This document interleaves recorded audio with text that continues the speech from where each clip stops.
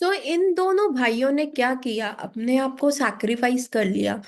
क्योंकि इनको वो स्किल सेट आता था कि नवाब हुसैन शाह को ये कैसे काबू में कर सकते हैं। है ना, पूरा उनका मनी फाइनेंशियल मैटर्स, पूरा मिनिस्ट्री इन दोनों भाइयों ने बहुत अच्छे से संभाल ली। इतने अच्छे से संभाल ली उन्होंने सारा मिनिस्ट्री और सब कुछ, कि नवाब हुसैन शाह इन पे ब्लाइंड ट्रस्ट करता था। और अब इन्होंने क्या किया, पीछे से पूरा वृंदावन जो है उस राम केली में प्रकट कर दिया ताकि सब लोग भक्ति कर पाए। तो एक बार क्या हुआ कि सनातन गोस्वामी, सॉरी, ये चैतन्य महाप्रभु जो थे वो जा रहे थे। वो जा रहे थे तो उनके पीछे पीछे इतने सारे लोग आ रहे थे, इतने सारे लोग। तो नवाब हुसैन शाह ने सनातन गोस्वामी और रूप गोस्वामी को बुलाया। है ना। तो दैट टाइम क्या हो रहा था, भगवान वृंदावन जाने का सोच रहे थे। And he was being followed by so many people, so many, मतलब लाखों लाखों करोड़ों करोड़ों लोग चल रहे थे। And with no arrangements.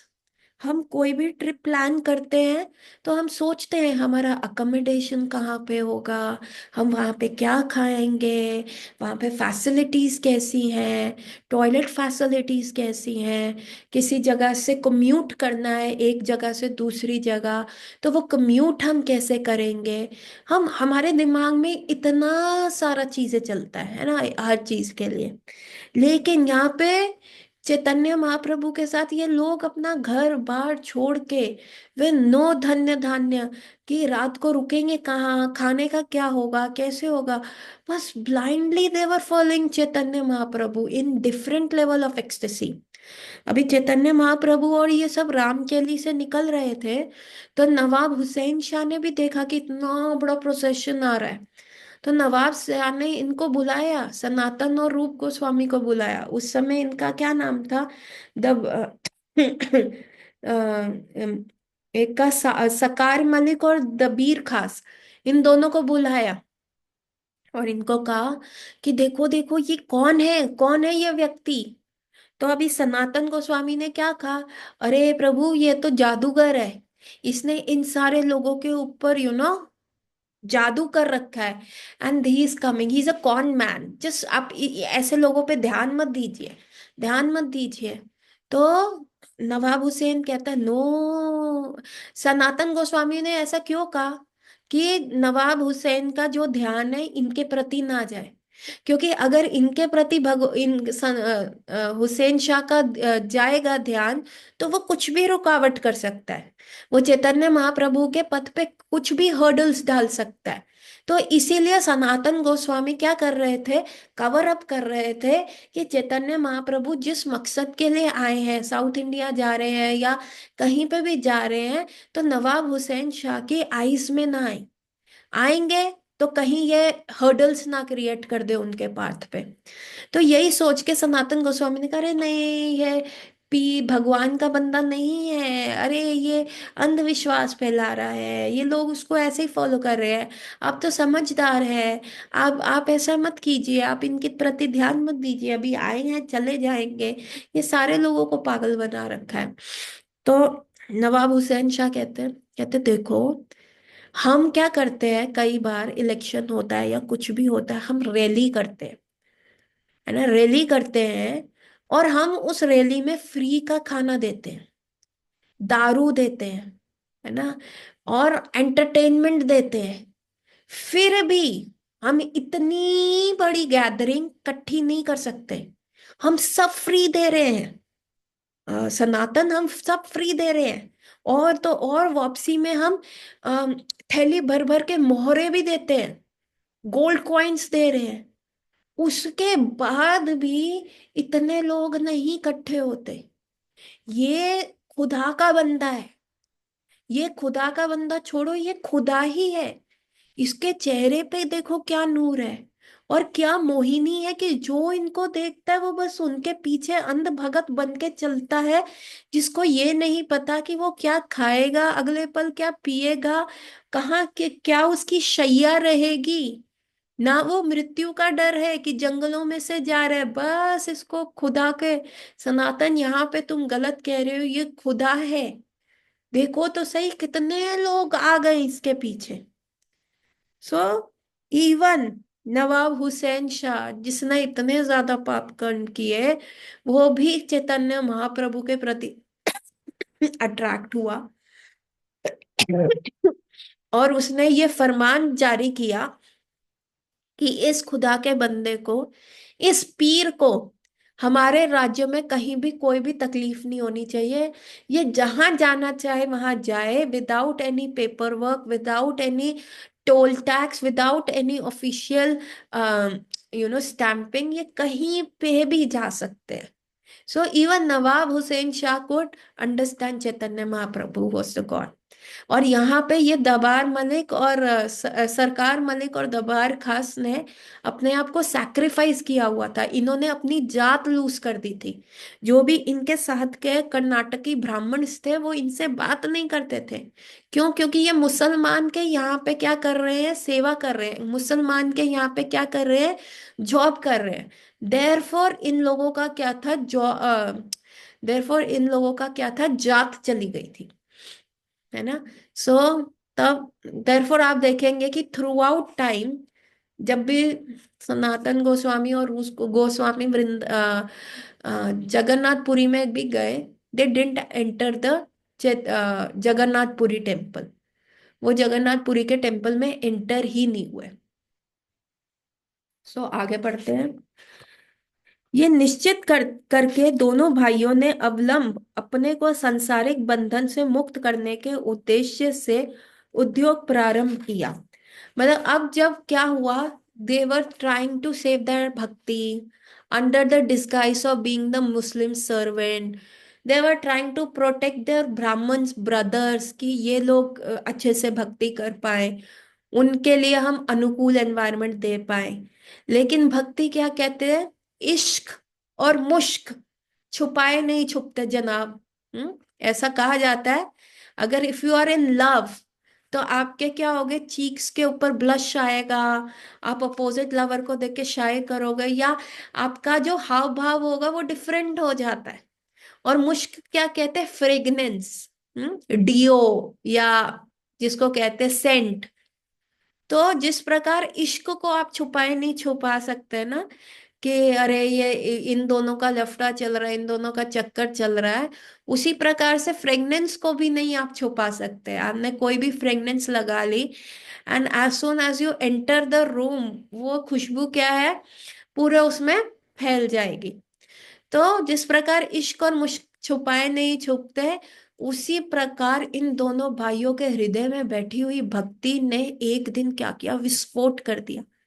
ये चैतन्य महाप्रभु से मिले और चैतन्य महाप्रभु ने कहा कि क्या कर रहे हो तुम जाओ वृंदावन जाओ, पुस्तकें लिखो। भगवान के जो स्थान है, जब भी भगवान लीला करके किसी भी जगह से जाते हैं तो वो धाम लुप्त हो जाता है, वो छुप जाता है, क्योंकि वो भगवान के विरह में सिकुड़ जाता है, वो रो रहा होता है। तो जब भगवान के शुद्ध भक्त भगवान की आज्ञा पाके ही वो लीला स्थली दोबारा से उजागर कर सकते हैं। तो चैतन्य महाप्रभु जब ये रूप गोस्वामी और सनातन से मिले, और चैतन्य महाप्रभु ने तो पहचान लिया, अरे ये तो मेरी रूप मंजरी है ना। सनातन महाप्रभु भी एक मंजरी है, मैं भूल गई। अरे ये तो मेरी मंजरियां है, ये क्या कर रही है। बस क्या था, वो भक्ति का जैसे ही विस्फोट हुआ, और ये रूप गोस्वामी और अब सनातन गोस्वामी अपने इस ये सरकार मलिक और मालिक और दबीर खास वाले रोल को निभा नहीं पाए, and now they were planning to run away, कि अब हम यहाँ से भाग जाएं। तो ये निश्चित करके दोनों भाइयों ने अवलंब अपने को सांसारिक बंधनों से मुक्त किया, जो भी उनकी ऑफिशियल ड्यूटी थी, मुक्त करके यहाँ से भागने का कार्यक्रम को अब वो क्या कर रहे हैं, दे वर्किंग ऑन इट। साथ ही उन्होंने दो वैदिक ब्राह्मणों को वैदिक कृत्यों में नियुक्त किया, जिससे भगवान श्री कृष्ण की सेवा में लगने के लिए उन्हें संसार से पूर्ण स्वतंत्रता प्राप्त हो जाए। इन प्रारंभिक कृत्यों का पुराक्षरण कहते हैं। इन कर्म कांडों में दिन में त्रिकाल पितृ श्राद्ध यज्ञ तथा भोज अनिवार्य है। समय का नियम, पूजन, तर्पण, यज्ञ तथा ब्रह्म भोज, इन पांच को पुरस्चरण की पूर्ति होती है। विधि विधान से प्रमाणित घरन हरिक भक्ति विलास में ऐसे सब कृत्यों का वर्णन है। तो जो भी इनके पास विग्रह थे, जो भी ये करते थे, इन्होंने क्या किया, दो ब्राह्मण्स को ट्रेन किया कि वो अब इनकी विग्रहों का सेवा करे। तो कर्मकांडी प्रोसीजर्स उन दो ब्राह्मण्स को सिखाया। उस कर्मकांडी प्रोसीजर में क्या था, समय से नियम से ठाकुर जी की सेवा करना है, पूजा करना है, तर्पण करना है, श्राद्ध करना है, बेसिकली अपने पूर्वजों का, यज्ञ करना है और ब्राह्मण भोज करना है। तो ये सारी चीजें करेंगे तो वो उनके घर के जो विग्रह है वो संतुष्ट रहेंगे। तो इस प्रक्रिया को क्या कहते हैं, पुरस्चरण, है ना। तो वो इन्होंने सनातन गोस्वामी और रूप गोस्वामी ने दो ब्राह्मण्स को सिखाई, ताकि अब वो किसी भी प्रकार की वर्ल्डली ड्यूटी से फ्री हो जाए और चैतन्य महाप्रभु के मिशन को फुलफिल करने के लिए कहाँ चले जाए, वृंदावन। और वहां उनको जो आज्ञा मिली है चैतन्य महाप्रभु से कि ग्रंथों का रचना करनी है, और साथ में भगवान की जो लुप्त भूमि स्थली है, लुप्त लीला स्थली है, उसको दोबारा से निकालना है, और वैष्णव गौड़ीय वैष्णविज्म का प्रचार करना है। तो ये सनातन गोस्वामी और रूप गोस्वामी ने किया। हम्म। उद्दक्त कर्म कांड का अनुष्ठान करके दोनों में छोटे दबीर खास रूप गोस्वामी शासन सेवा में अर्जित अपनी विपुल धन राशि सहित घर लौट आए। उनके द्वारा लाए स्वर्ण और राज मुद्राओं से एक बड़ी भारी नौका भर गई।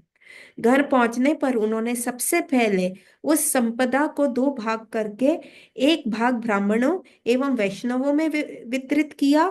इस प्रकार श्री भगवान के प्रीति के लिए अपनी संपत्ति के अर्धांश को उन्होंने भगवान के प्रेममयी सेवा में लगे जाने में बांटा। ब्राह्मणों का एकमात्र कर्तव्य परम सत्य रूप श्री कृष्ण का ज्ञान प्राप्त करना है। श्री कृष्ण का ज्ञान होने के बाद उनकी प्रेम सेवा में यथार्थ रूप में संलग्न रहने पर उन्हें वैष्णव कहा जाता है। ब्राह्मण और वैष्णव दोनों को सदा भगवत सेवा में संलग्न माना जाता है। अतः श्री रूप गोस्वामी ने उनकी महान एवं दिव्य स्थिति को देखते हुए उन्हें निजी संपत्ति का आधा भाग समर्पित किया। शेष धन के पुनः दो भाग कर दिए। एक भाग का वितरण उन्होंने संबंधियों एवं परिवार के आश्रित सदस्यों में किया और दूसरा निजी आपातकाल के लिए रख छोड़ा। तो अभी क्या हुआ, वो भक्ति का विस्फोट हो गया इनके हृदय में, और रूप गोस्वामी जो दबार खास के नाम से जाने जाते थे, वो गए और अपनी उन्होंने रिजाइन कर दिया और अपनी पूरी तनख्वाह लेके वो आ गए। अभी वो पूरी तनख्वाह लेके आए, तो उन्होंने क्या किया, वो इतना ज्यादा गोल्ड कॉइन था कि एक बहुत बड़ी जो बोट थी वो भर गई। वो इतनी बड़ी बोट में वो सारे गोल्ड कॉइन्स रख दिए गए, और उन्होंने उसको दो पार्ट्स में डिवाइड कर दिया। और जो उसका एक पार्ट था, उन्होंने आधा पार्ट ब्राह्मणों को और वैष्णवों को दे दिया, ताकि वो क्या करे, भगवान की सेवा में इस चीज को युक्त करे। अभी जो एक भाग बच गया था उसमें से, उसको फिर दो पार्ट्स में डिवाइड किया। उसका एक पार्ट क्या किया, अपनी फैमिली मेंबर्स को दे दिया, जो उन पे आश्रित थे, जिनका घर बार सब उनके उससे था। तो वो हाफ मनी उन्होंने उनको दे दिया, और जो हाफ था वो रख लिया for the emergency use in the future. क्योंकि रूप गोस्वामी वो से कि मैं अब यहाँ पे क्या कर रहा हूँ, मैं यहाँ पे इस्तीफा दे रहा हूँ, मैं यहाँ से निकल जाऊंगा। तो एक जना तो निकलना आसान है, पर जो नवाब हुसैन शाह है ना, वो दूसरे व्यक्ति को नहीं निकलने देगा। चलो एक तो निकल गया, वेल एंड गुड। तो सारा बर्डन क्या होगा, सरकार मलिक यानी सनातन गोस्वामी के ऊपर आ जाएगा। तो रूप गोस्वामी ने क्या किया, वो थोड़ा मनी रख दिया कि सनातन गोस्वामी को निकलने में हेल्प मिल सकती है। तो और फिर रूप गोस्वामी वहां से भाग गए। कहाँ चले गए, वो वृंदावन चले गए। निधि धन का ऐसा वितरण आध्यात्मिक ज्ञान में उन्नति के सब अभिलाषाओं के लिए बड़ा शिक्षाप्रद है। मतलब वन हैव टू अपना जो चैरिटी करनी होती है वो ऐसा करना चाहिए। So whatever you are earning, half of the money should be use for the seva of Krishna, half of the money of that should be used for serving the deities, giving in the temple. So this is the this is a sanatan star of charity. This is a sanatan star of how you earn and how you give. प्राय धनवान व्यक्ति अपनी सारी उपार्जित संपत्ति कुटुंबों के लिए छोड़ कर ज्ञान में प्रगति की इच्छा से गृह त्याग देता है। किंतु यहाँ श्री रूप गोस्वामी का आदर्श या व्यवहार अनुसरणीय है। अपने आधे धन को उन्होंने परमार्थ के लिए दान किया। सभी के लिए ये अनुस्मरण योग्य है। निजी संकटों के लिखे रखे 50% धन को उन्होंने एक समृद्ध व्यापारी संस्था में जमा करा दिया, क्योंकि उस समय बैंक नहीं थे। अपने बड़े भाई श्री सनातन गोस्वामी के व्यय के लिए 10 सहस्त्र मुद्रा रखवा दी। तो अभी उन्होंने क्या किया, this is the way one have to divide. See, if you are saying छोड़ो घर बार चलो Haridwar, and you are at the stage of vanaprastha, और तब क्या करना होता है, जनरली लोग क्या करते हैं जब वानप्रस्था या सन्यास की स्टेज पे जाते हैं, अपना सारा का सारा धन जो होता है वो अपने फैमिली मेंबर्स के लिए छोड़ देते हैं। तो लेकिन यहाँ रूप गोस्वामी ने एग्जाम्पलीफाई किया कि whenever you have to leave this samsara, how are you going to divide your property. बहुत बड़ा जिगरा चाहिए ऐसा प्रॉपर्टी डिवीजन के लिए, कि half of the money should be given for the paramartha, should be given for the Bhagavat seva, भगवान और भक्तों की सेवा, and half of the money should be left for the family. तो ऐसा जो है सनातन गोस्वामी ने करके दिखाया, ओ सॉरी रूप गोस्वामी ने। और फिर क्या किया, बाकी जो बचा हुआ धन था वो एक व्यापारी के पास रख दिया। उस समय बैंक्स नहीं होते थे, तो अपना सुरक्षित धन धन जो था व्यापारी के पास रख दिया, कि अब जो है सनातन गोस्वामी को जब भी इसकी जरूरत होगी तो ही कैन कॉन्टैक्ट दिस व्यापारी। और अलग से 10 स्वर्ण मुद्राएं जो है रख दी, सनातन गोस्वामी के सेवक को दे दी, कि भाई तुम ये करना कि जब तक अभी सनातन गोस्वामी वहां से निकलते नहीं है और वृंदावन की तरफ नहीं आते, तब तक उनका जो डेली नीड्स है, डेली कार्यकलाप है, वो इन 10 गोल्ड कॉइन से जो होगा कवर हो जाएगा। तो उन्होंने ये पूरा गेम स्ट्रैटेजी बनाया था। अभी तक आप सबको, are we all on the same page of the story ना? प्लीज टाइप यस और नो। हम आगे बढ़ते रहे और आप लोगों को समझ ही ना आए, if you want me to repeat some point, please type yes और no in the chat box. बाकियों को नहीं समझ में आ रहा, सिर्फ अनिकेत का यस आया। So we are all on the same page ना?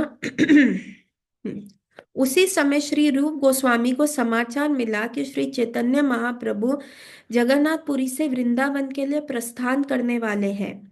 श्री रूप गोस्वामी ने प्रभु के मार्ग की यथार्थ जानकारी के लिए 2 संदेशवाहक भेजे और स्वयं प्रभु के दर्शन करने मथुरा जाने की योजना बनाई।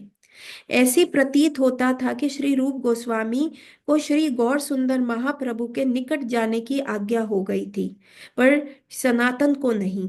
इसीलिए निजी शासकीय कर्तव्यों से अपने विश्वास पात्र सचिवों को सौंप कर भी सनातन गोस्वामी श्री भागवत का अध्ययन अध्ययन करने घर आ गए, और 10-20 ब्राह्मणों को नियुक्त करके उनके साथ अप उनके साथ श्रीमद् भागवतम का गंभीर अध्ययन करने लगे।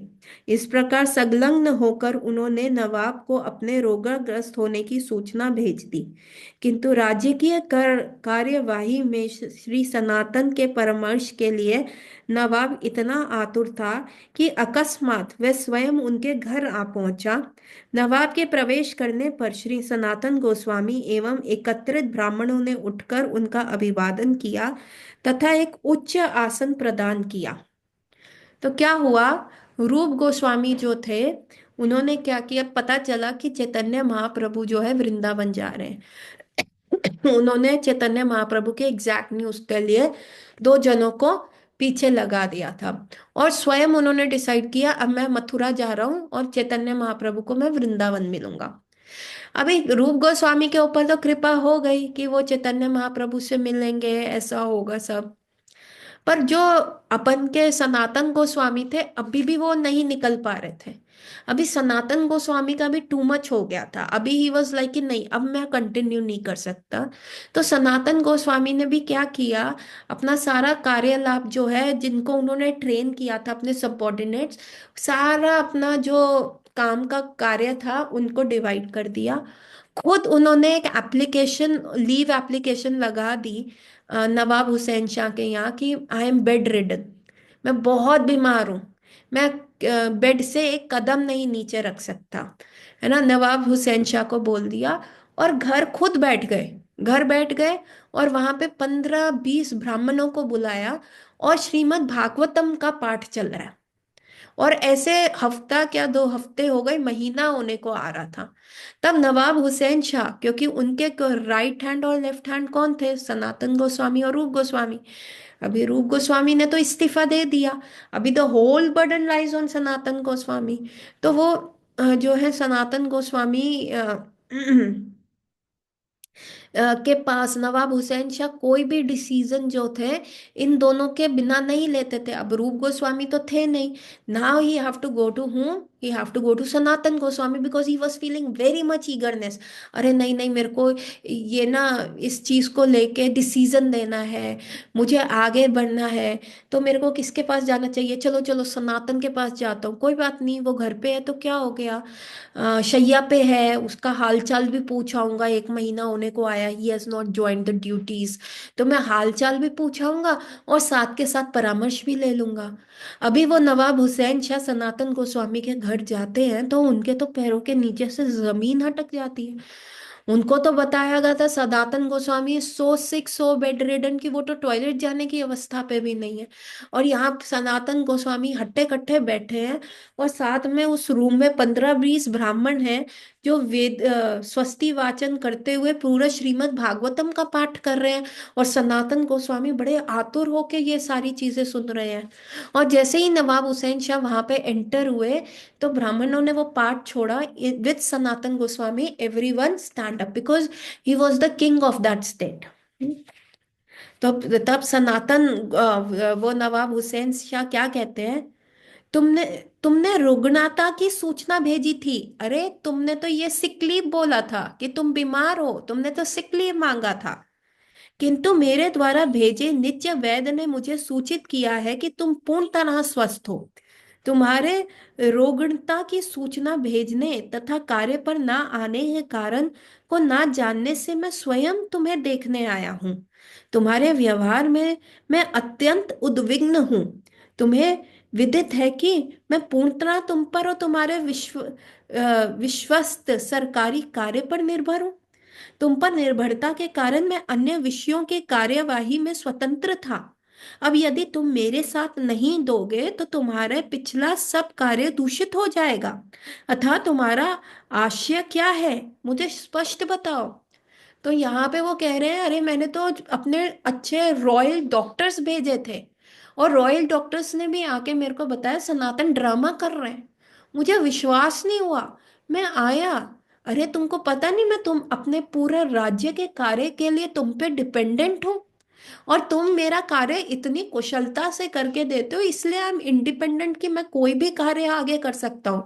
मुझे कहीं पे चढ़ाई करनी है, कहीं पे लड़ाई करनी है, कोई आगे योजना बनानी है तो वो मैं कर देता था। लेकिन अभी क्या है, राज्य का कार्य भी मेरे पे आ गया तो मैं, मेरी तो इंडिपेंडेंस चली जाएगी। सनातन अब तुम बताओ व्हाट डू यू वांट। तुम चाहते हो मैं तुम्हारा सैलरी बढ़ा दूं, तुम चाहते हो कि मैं तुम्हारे लिए कोई सुख सुविधा दे दूं, तुम चाहते हो तो तुम्हारे को यहाँ से रथ लेने आएगा, मैं मोटर कार भेज देता हूँ, रथ जो आएगा आएगा तुम्हें लेके जाएगा, है ना। I can do everything, I can arrange a cab for you everything. पर तुम्हारे मन की बात तो मुझे पहले पता चले ना। तो नवाब हुसैन शाह ऐसे सनातन गोस्वामी को बोल रहे हैं। अभी आगे क्या हुआ ये सुनने पर श्री सनातन गोस्वामी ने उत्तर दिया कि आगे और कार्य करने में वे असमर्थ हैं, अतः नवाब आपको सौंपे कार्य के लिए किसी अन्य व्यक्ति की नियुक्ति करने की कृपा करें। ये सुनकर नवाब बहुत क्रोधित होकर बोला, तुम्हारा बड़ा भाई शिकार करता रहता है, ऐसे में अगर तुम श्री प्रशासन का त्याग करोगे तो सब कुछ नष्ट हो जाएगा। कहा जाता है कि नवाब श्री सनातन से छोटे भाई जैसा व्यवहार करता था। देश के विभिन्न प्रदेश विजय करने तथा शिकार में व्यस्त रहने के कारण राजकीय प्रशासन के लिए वह पूर्ण रूप से श्री सनातन पर निर्भर था। अतः उसने उनसे अनुनय किया, तुम्हारा प्रशासन त्याग से शासन कैसे चल सकेगा। तो एक्चुअली यहाँ पे जो है नवाब हुसैन शाह अपने आप को सनातन गोस्वामी का बड़ा भाई कह रहे हैं। कह रहे हैं, अरे तुम्हें पता नहीं, तुम्हारा जो बड़ा भाई है जो कि मैं हूँ, मैं शिकारी हूँ। मैं क्या करता हूँ, मैं शिकार करता हूँ, मेरा ध्यान क्या है, वो स्पोर्ट्स एक्टिविटी में, शिकार करने की एक्टिविटी में है, या मेरे को दूसरे राज्यों को कब्जा करना है। अभी ये पूरा मिनिस्ट्री एडमिनिस्ट्रेशन भी मुझे चलाना पड़ा तो मैं कैसे शिकार कर पाऊंगा। मेरा तो लाइफ एकदम 360 डिग्री टर्न हो जाएगा। कम ऑन सनातन बजन, मैं तुम्हारे बिना ये पूरा राज्य नहीं चला सकता, ना मैं अपना इंडिपेंडेंस यहाँ पे सरेंडर कर सकता हूँ। तो प्लीज बाजिन, तुम्हें क्या चाहिए तुम मुझे बताओ। तो सनातन गोस्वामी कैसे कहते हैं, आप गौड़ के शासक हैं।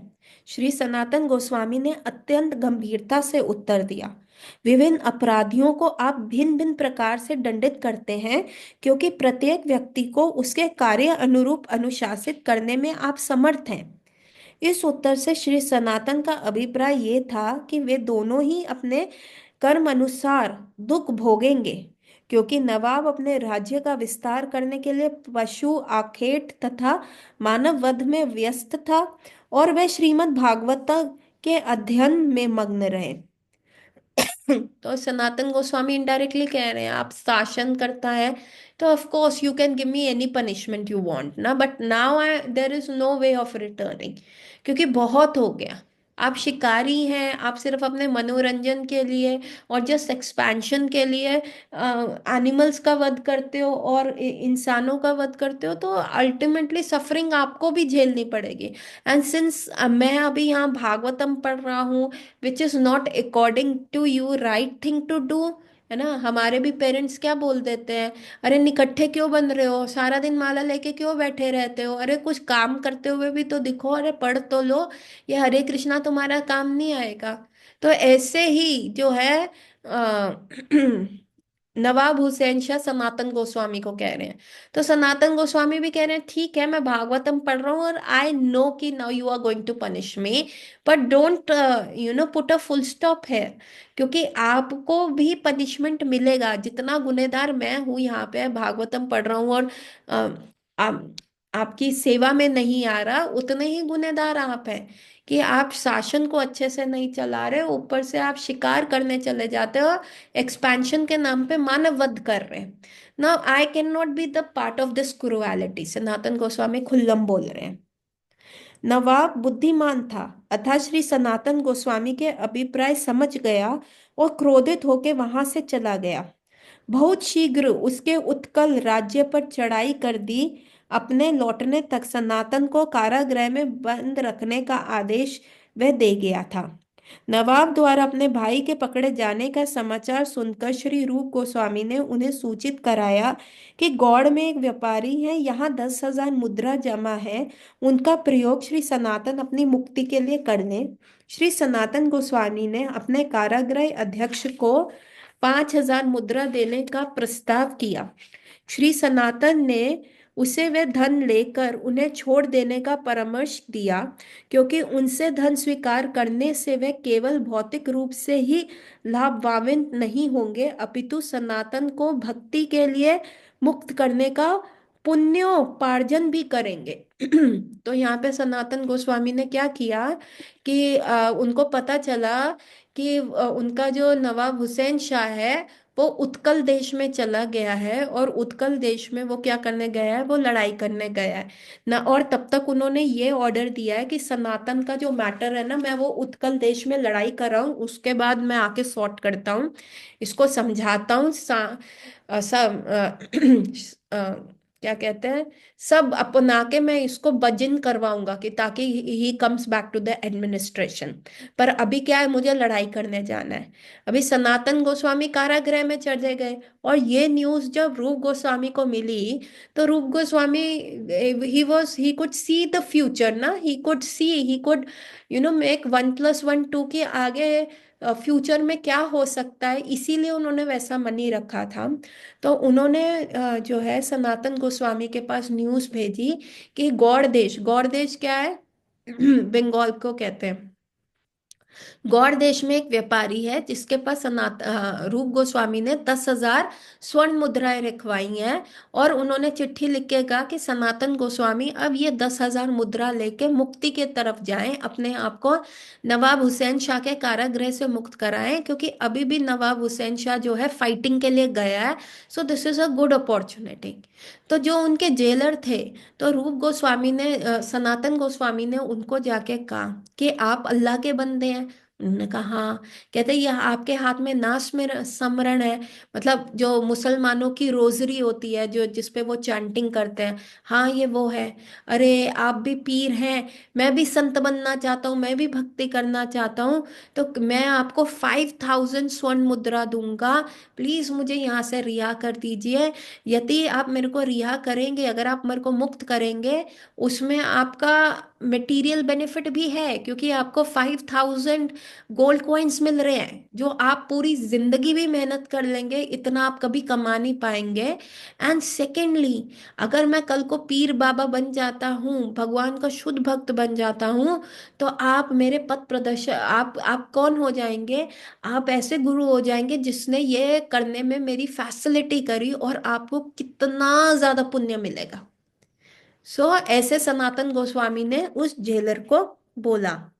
अवश्य ही मैं आपको छोड़ सकता हूँ, अध्यक्ष ने कहा, हाँ हाँ मैं आपको छोड़ सकता हूँ, क्योंकि वो लालची हो रहा था, 5,000 स्वर्ण मुद्राएं मिलेंगी, और साथ के साथ चलो ये पीर बाबा भी बन गया तो हमारे को क्या है, हमें 5,000 तो मुद्रा मिलेंगी ना, स्वर्ण मुद्रा।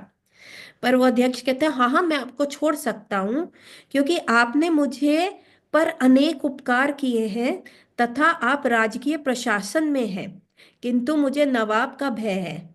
आपके कारागार मुक्ति सुनकर वह क्या करेगा, मुझे उसका पूर्ण स्पष्टीकरण देना होगा।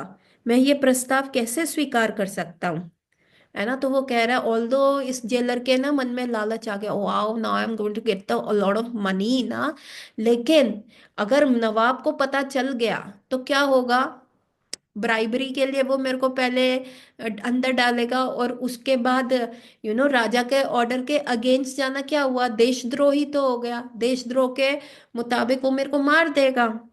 तब सनातन गोस्वामी क्या कहते हैं, तब श्री सनातन गोस्वामी ने एक ऐसी कहानी कल्पित की जिससे कारागृह अध्यक्ष नवाब को सुना सके कि सनातन किस प्रकार निकल भागे, और अपने प्रस्ताव को 10,000 मुद्रा तक बढ़ा दिया गया। अभी क्या किया सनातन गोस्वामी ने, क्या किया, पहले 5,000 मुद्रा दी थी, अभी उनको पता था इसको कन्विंस करना थोड़ा सा मुश्किल रहेगा, अभी उन्होंने उसके ग्रीड को और फैन कर दिया और कहा कि मैं तुम्हें 10,000 गोल्ड कॉइन्स दूंगा।